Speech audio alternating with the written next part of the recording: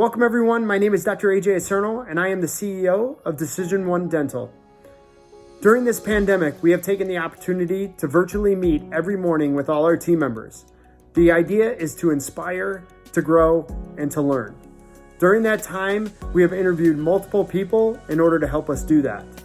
So I hope you can be inspired and you can grow by listening to these wonderful people. Thank you.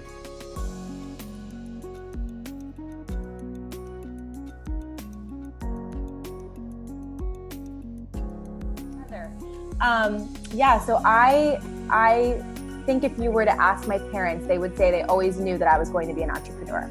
Because as a kid, I always had these little businesses, and I asked for a cash register when I was 6 years old, and I was always experimenting with lemonade stands and babysitting services and all these things. But to me, I never thought that I would be an entrepreneur. That wasn't what I had intended for my life. I went to college at the University of Florida. I actually thought I would work on Wall Street and be an investment banker. And I didn't not like my classes, but I wasn't really passionate about the stuff that I was learning in the classroom. And at 19 years old, my life changed unbeknownst to me when I went to the mall, and I shouldn't have been there because I had no money, but I was there. And I fell in love with a pair of jeans, and they were $99. And I think that's when my entrepreneurial kid spirit just kind of kicked in, and I thought, what is something I can do to just make enough money to buy these jeans? And my first thought was, I'll clean someone's house. And I put an ad on Craigslist. A woman hired me. She had an over 4,000 square foot house. And so here I am, 19 years old. I don't have any professional cleaning experience, but I do the best I can. She pays me. And I think that's it. And she ends up calling me back and she says, I really need help. What if I hired you to come every week? And she also taught me how to clean because I did a really bad job at her house.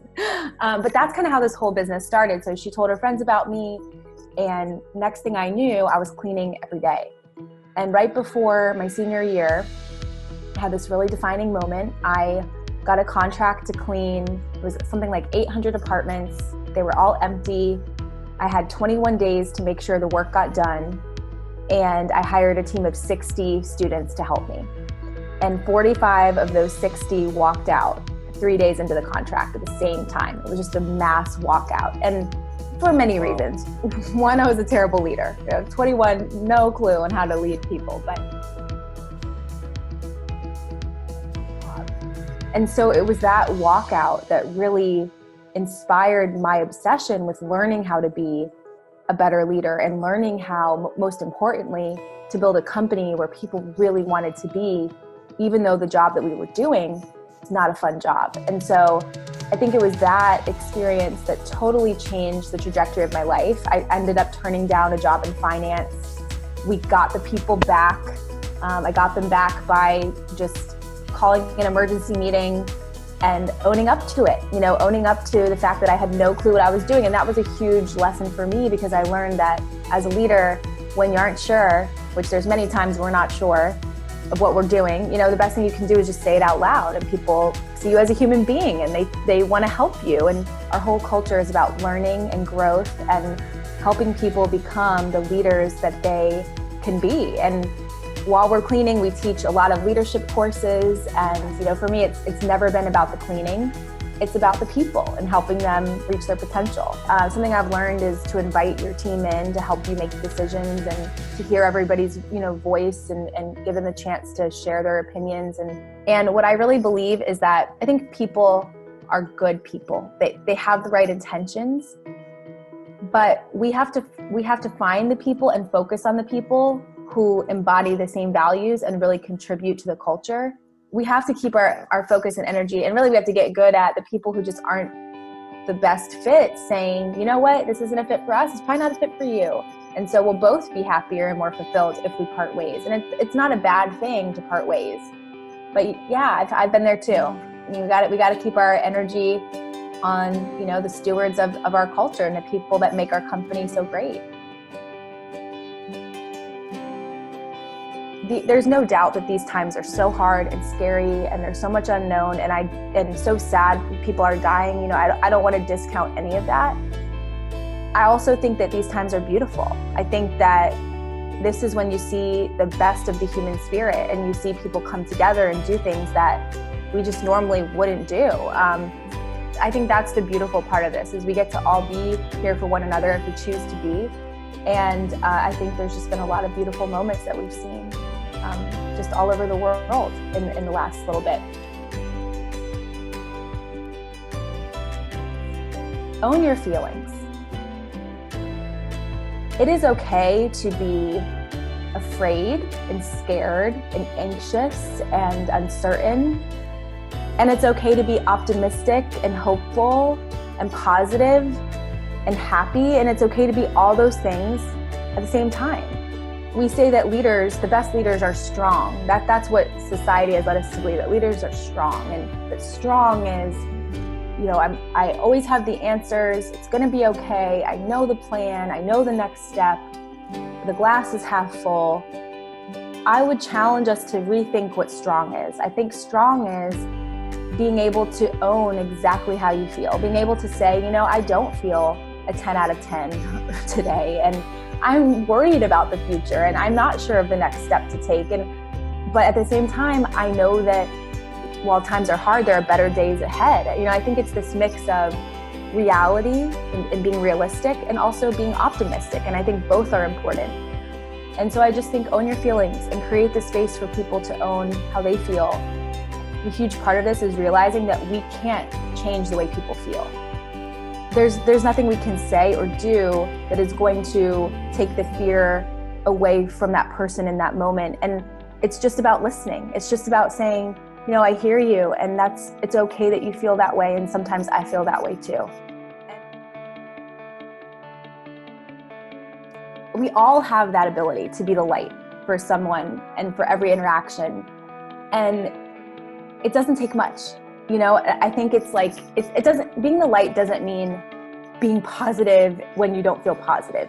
It just means loving people and doing the things that you would want done for you, and taking the extra time to say, you crossed my mind today, and I just want to check in and see how you're doing, and writing the handwritten thank you note. And it's just the little things that add up. It doesn't take these big grand gestures. So I think just think about, how can you be the light? How can you spread compassion, kindness, caring? It can look like many different things, but how can you be the light? How can you imagine this light in your heart, and every person you interact with, you're spreading it to that person? And just maybe every day ask yourself, how can I be a light for 3 people today? What can I do for 3 people? And every day that'll add up. And that's something that you can control. Because I think what's hard about this is there's so much that's outside of our control. So it's how do we channel our energy to the things we can control? We can control being kind, compassionate, helping people, and going the extra mile for people. That is 100% in our control right now. So be the light. There are so many lessons right now. The one thing that I am certain of is whenever times get hard and challenging, these are the times that we grow the most. If we are open to that growth and we're open to those lessons, we're learning about the level of trust that we have as a team. We're learning, I think this is a much needed time to kind of stop and reflect, and we're learning things about ourselves. And you can decide to be closed off to the lessons and do things like, and I'm the first to, I've been watching some Netflix. I'm not saying that I'm not watching Netflix, but you can try to numb this situation by distracting yourself and throwing yourself into things that allow you to escape what's happening. Or you can decide, I'm going to make this a season where I look back one day and I say, as hard as that was, I learned some really powerful lessons that made me better, and made our team better, and made our business better, made me as a human better. But there's going to be a day in the future when you look back and you realize all the amazing things you learned in this time.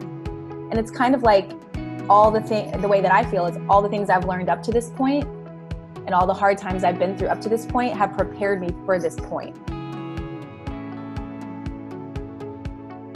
We get this amazing opportunity to redefine success. And that it's redefining success as a business, and it's redefining success as a human, as a parent, as a husband, a wife, everything, as a leader. we have the chance to press the reset button. And I think if anything, what this has done is it's forced us to focus on the things that matter the most. And a lot of the things we thought were problems beforehand that we were trying to solve and spending a lot of our energy on solving aren't problems. I think what this has showed us is there are probably more important things to spend our time and energy on, and things that we're more passionate to spend our time and energy on. So we have to give ourselves permission to walk away from what success looked like before this happened and be okay with that. It's not a failure, right? We're pivoting, we're reinventing, and we get to redefine what success looks like from here on out. And it's learning to look forward and not look back in that sense, and to redefine what success means in this new chapter that we're all going into. A question we're asking ourselves is, how can we be there the most for our people right now? And if we can do that, we've achieved success this quarter. That's to us, that's success. I think the one thing that's really important is recognizing that customers are going to respond differently to this too. Just like we all have different emotions, so do our customers, and meeting them where they are. And so I've just been encouraging our team to communicate what we know, and communicate what we don't know and we're trying to figure out. And I think our customers feel like they're being taken along this journey. And I think it goes with that owning, like we own what we know and we own what we don't yet know and we're trying to figure out, and our promise is we're going to figure these things out. Just because times are hard and they're different doesn't mean that you can't make forward progress and momentum and still have success. But remember, you have to define what success is. So what we're trying to teach our students right now is, what is your definition of success? Instead of looking at this for the next year, what if we just focused on a smaller window between now and the end of July? What is your definition of success? The thing you want to do right now is build identity capital. Identity capital is it's the experiences that you have that make you, that make you unique. Identity capital matters the most. It's getting as much experience as you can and learning from these experiences so that you can go to an employer or something and say, here's all the experiences I have. And that becomes the thing that sets you apart. And so what I want you to know is you can build identity capital right now. Even though you can't leave your house, you can build it. You can be learning things online. You can reach out to companies and say, maybe you've had to lay people off. I'm eager to learn. If there's anything I can do to help you right now, just as a learning opportunity, I would love the chance. You just have no idea. You have to ask. You have to have the courage to ask. So build identity capital as much as you can right now.